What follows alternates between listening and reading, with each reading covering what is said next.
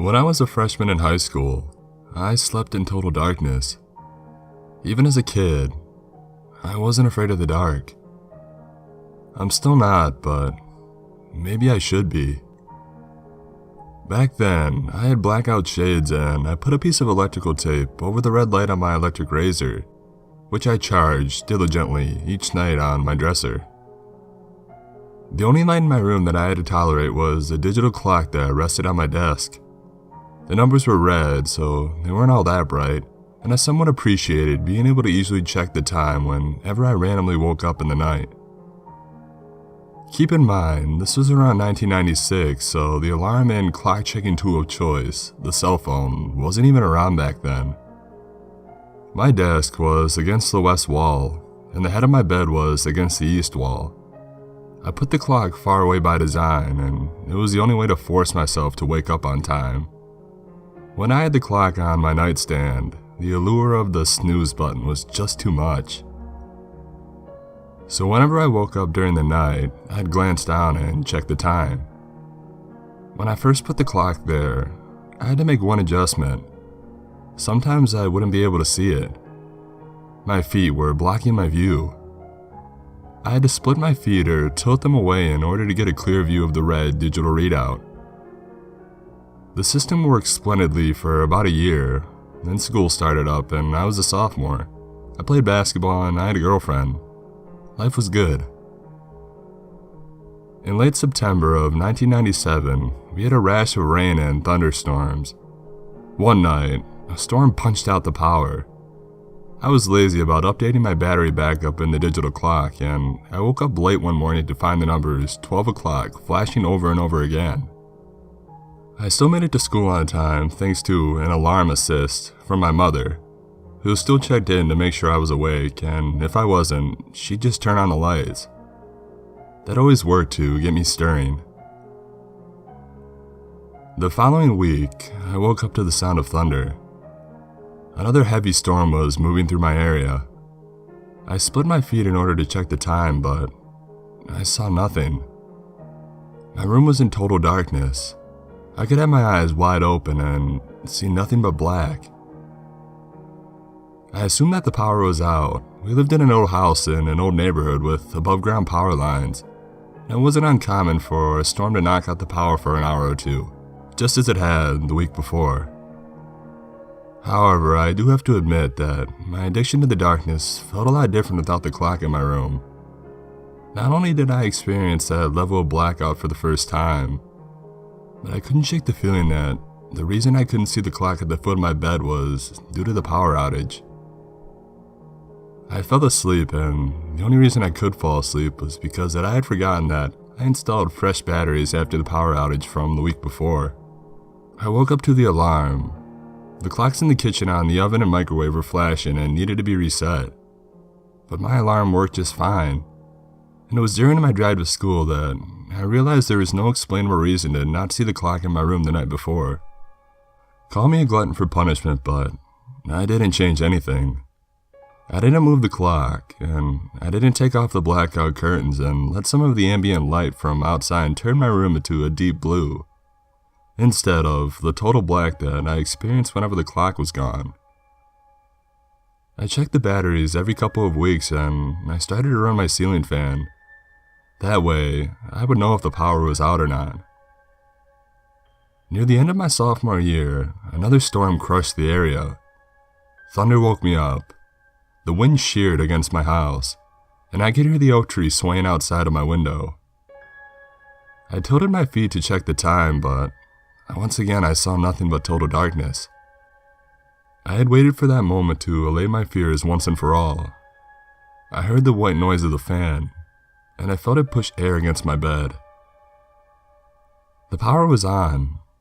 The batteries were less than a month old, but I still couldn't see my clock. The only explanation? Something was blocking my view. Something or someone. Someone was standing at the foot of my bed.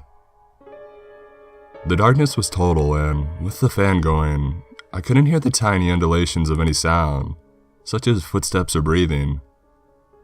When the lightning flashed, it was bright enough to push through the blackout curtains. I sensed the whiteness of the lightning behind my clenched shut eyelids. It's then that I had a clear image in my head.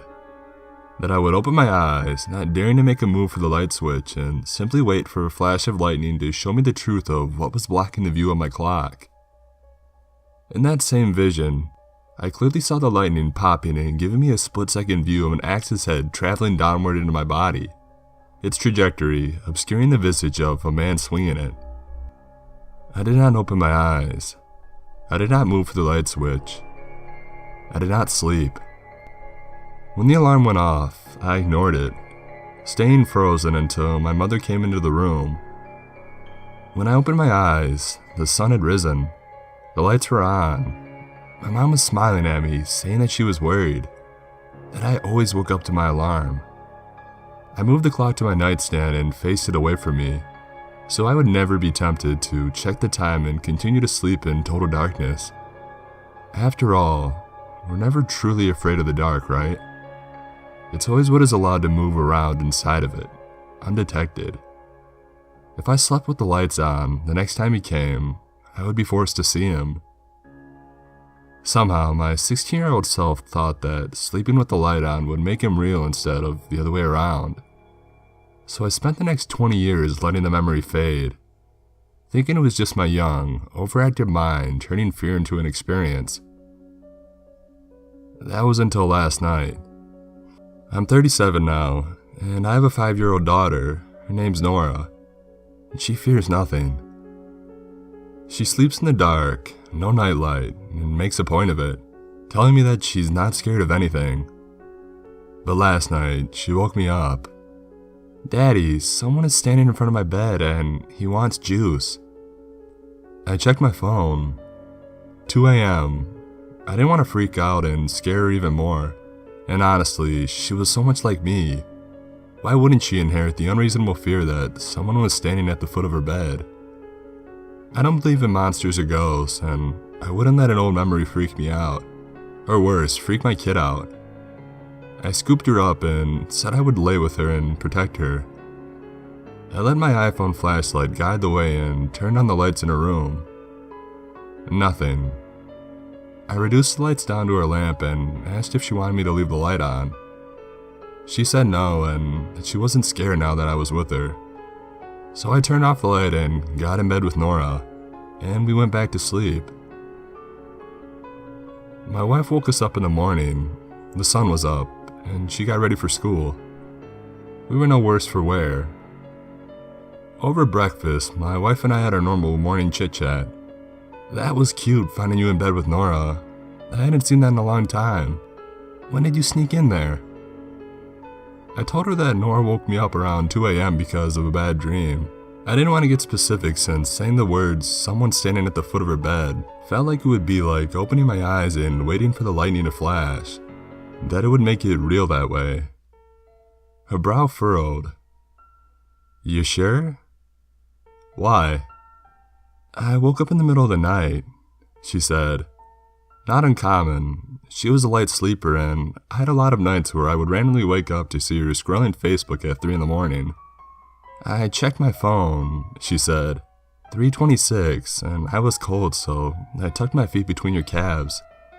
Another one of her little marital habits. "You were definitely in bed." "Maybe I got the wrong time," I said, but she could see the color run away from my face. After breakfast, she went to work, and she's a first-grade teacher, and I took my daughter to school. She was in her car seat, fiddling with her latest stuffed animal fixation, a Peppa Pig that we just had to take everywhere, even if we just left her seatbelted in the car while she went to school. I turned on the radio. I didn't want to terrify her, so I just asked her if she remembered anything from the night before.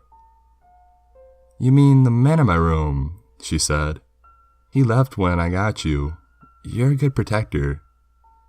"Did you see him? What did he look like?" "I didn't see him," she said. "I just heard him." "Juice," I said. "He wanted juice. You remember telling me that." "Yeah, Daddy, he told me to go get you. He told me to say that you have to... juice." "Juice?" Yeah, silly, he wanted you to get him Jews. Yeah, that's silly, right? We pulled into school, and I hugged her and kissed her, and I took her to class. I was on my way to work when I realized the man had told her that I had to choose.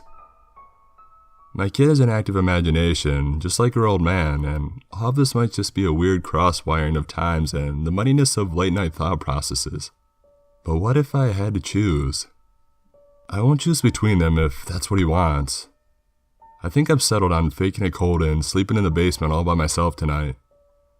That's my choice if it comes to it. Me over them. It's between him and me anyway, right? He's waited over 20 years for this, and if he exists, and I'm ready to see him tonight if that's what he wants. If not, and I survived the darkness of the basement all the way until dawn, it's going to be a long, frightening walk up those stairs tomorrow morning.